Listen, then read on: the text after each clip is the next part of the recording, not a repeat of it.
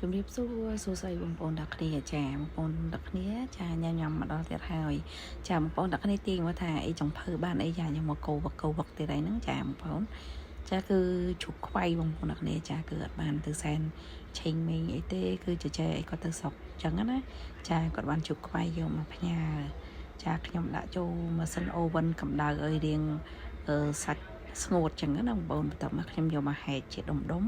ចាមិនបាច់តូចពេកទេខ្ញុំហែកនឹងសរសៃធំចាដាក់ស្ករប៊ីចេងទឹកត្រីចឹងមកចាអប់អីហ្នឹងស្ងួតចឹងមកចាគឺម្ហូបរបស់ខ្ញុំឆ្អិនមុខចាចំណែកមាន់នេះក៏គាត់យកពីស្រុកមកផ្ញើដែរចាបន្ទាប់មកខ្ញុំយកមកដាក់ចំហុយចាហើយចំណែកនេះវិញគឺជាបាក់យ៉ុងសាច់ជ្រូករបស់ខ្ញុំចាគឺខ្ញុំធ្វើសរសៃធំចេះបងប្អូនគឺឆ្ងាញ់បងប្អូនចាក្តៅឲ្យតែស្ងួតមកចាទុកញ៉ាំមួយបាយកកបាយក្តៅអីចាយើងចង់ឆ្ងាញ់ថែមទឹកស៊ីអ៊ូទឹកម្ទេសទៀតមកគឺឆ្ងាញ់ហើយបងប្អូនចាគឺដាក់ផ្ងំបាក់យ៉ុងតិចចោលទៅចាយើងមកមើលខ្ញុំធ្វើស្ងោរមាន់ជ្រូកមាន់វិញបងប្អូនចាមាន់ហ្នឹងក៏គាត់យកពីខ្សែមកផ្ញើដែរចាបងប្អូនចូលមកធ្វើស្ងោរជ្រូកមាន់អញ្ចឹងណាបងប្អូនចាដាក់កុលខីដាក់វិសោចអត់មានទេចាមានតែរំដេងកុលខីចាអញ្ចឹងដាក់ដុំស៊ុបខ្នុរមួយដុំចាអំបិល5គ្រាប់អញ្ចឹងមកចាក៏មិនភ្លេចជាមួយនឹងទឹកត្រីទឹកស៊ីអ៊ីវវីចេងស្ករអីចឹងមកចាបងប្អូនអ្នកគ្នាចាដាក់បន្តិចប៉ិនរសជាតិដែលយើងចង់បានអញ្ចឹងណាបងប្អូនចាបានស្ងោរជ្រូកមួយឆ្នាំងយ៉ាងឈ្ងុយឆ្ងាញ់ទៀតផងបងប្អូនចាបន្ទាប់មកនេះចាប៉ុន្តែមាន់ស្ងោររបស់ខ្ញុំហ្នឹងមុននឹងយកមកដាក់ស្ងោរហ្នឹងគឺខ្ញុំដាក់ទូទឹកកកបងប្អូនតោះមកខ្ញុំយកទៅចំហុយឲ្យឆ្អិនហើយបានខ្ញុំយកមកបេះដាក់ស្ងោរជ្រូកវិញ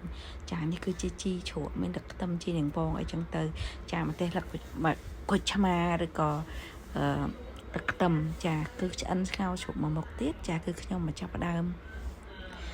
យកសាច់ជ្រូកបីជាន់ហ្នឹងក៏គាត់សែនហើយដែរបងប្អូនអ្នកគ្នាចាខ្ញុំយកមកប្រឡាក់ស្ករប៊ីចេង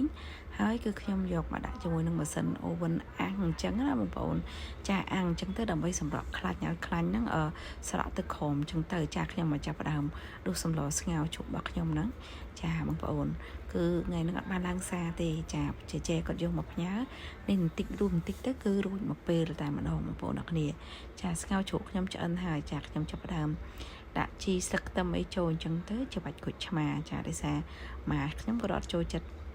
ម្ទេសទេដោយសារហូបជាតិម្ទេសអត់បានទេដាក់តែប៉ះជាតិម្ទេសបន្តិចគឺគាត់ឆ្លក់តែម្ដងចាអញ្ចឹងគឺអត់មានដាក់ព្រើម្ទេសសម្រាប់គាត់ទេចាបន្តមកទៀតនេះគឺខ្ញុំដួសសម្រាប់អាហារធំខ្ញុំយកទៅកន្លែងគាត់លក់ដូរចាដាក់សាច់អីឲ្យគាត់អញ្ចឹងទៅមានទឹកស្ងោរទឹកអីចឹងទៅចាដាក់ជីជ្រូកចូលចារោយម្ទេសចូលហើយយើងច្របាច់ក្រូចឆ្មាបន្តទៀតមកឲ្យគាត់មកអញ្ចឹងណាបងប្អូនបន្តមកខ្ញុំមកមើលសាច់ជ្រូកអាំងខ្ញុំវិញនេះបងប្អូនគឺឆ្អិនទៀតគឺក្រៀមប៉ុន្តែគឺឈ្ងុយឆ្ងាញ់តែម្ដងសាច់ជ្រូកបីជាន់ជើងណាបងប្អូនចាអរគុណច្រើនសម្រាប់បងប្អូនអ្នកគ្នាចាដែលបានទស្សនាវីដេអូញ៉ាំចាមានបាក់យ៉ុងសាច់ផាត់ចាសាច់ជ្រូកខ្វៃមានស្ងោរជ្រក់ចានឹងសាច់អាំងចាសាច់ជ្រូកបីជាន់នឹងតាំងពីដើមរហូតដល់ចប់ហ្នឹងដែរចាអរគុណជំរាបលាចាអរគុណ